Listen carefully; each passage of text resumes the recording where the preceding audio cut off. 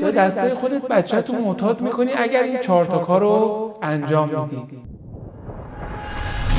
راهی به سوی نور. 1. سبک فرزندپروری مستبدانه یا سهلگیرانه، یا انقدر سخت میگیری که بچت تو فشار میره و برای فرار از این فشار روانی دوست داره یه چیزی رو مصرف کنه، یا انقدر آزادش میکنی و هر کاری میکنه باهاش کار نداری که میره سمت مواد. 2. نبود رابطه عاطفی و صمیمی تو خانواده. تو که به مشکلات و احساسات بچت توجه نمیکنی، مطمئن باش میخواد با یه چیز دیگه این احساساتو خاموش کنه. 3. سبک ارتباطی غلط، تحقیر کردن، مقایسه کردن، سرزنش کردن.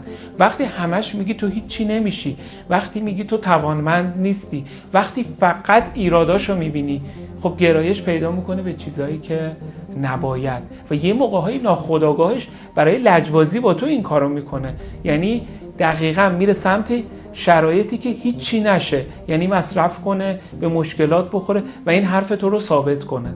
و 4. الگوی ناخودآگاه. متاسفانه والدین و خانواده‌هایی که توشون مصرف کننده است الگوی خوبی نیستن و ناخودآگاه فرزندشون گرایش به این مسئله پیدا میکنه، چون این مسئله رو همیشه یه چیز عادی تو خانواده دیده. اگر تو هم دچار این چالشی میتونی با ما تماس بگیری.